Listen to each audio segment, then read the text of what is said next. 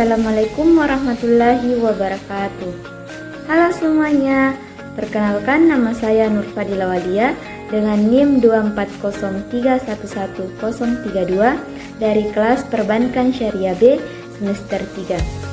Baik, pada kesempatan kali ini saya akan memaparkan materi mengenai manajemen strategi.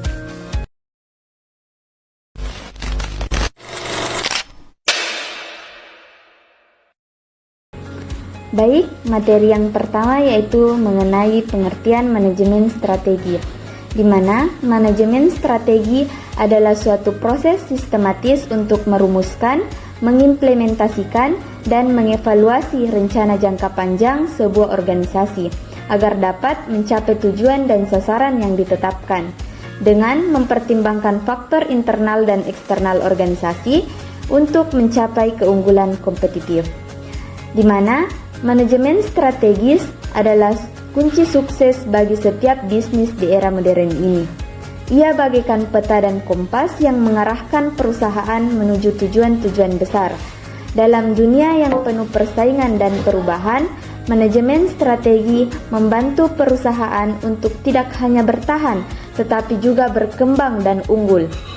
Secara sederhananya, manajemen strategi dapat diartikan sebagai proses merencanakan, mengimplementasikan, dan mengevaluasi keputusan yang memungkinkan sebuah organisasi untuk mencapai tujuan jangka panjangnya.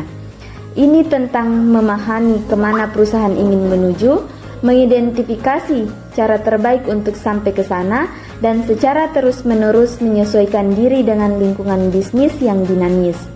Baiklah, materi yang kedua yaitu mengenai pengertian manajemen strategi menurut para ahli, di mana yang pertama yaitu menurut Fred R. David dan Forrest R. David mengatakan bahwa manajemen strategi dapat didefinisikan sebagai seni dan sains dalam memformulasi, mengimplementasi, dan mengevaluasi keputusan lintas fungsional yang membuat organisasi dapat memperoleh tujuannya.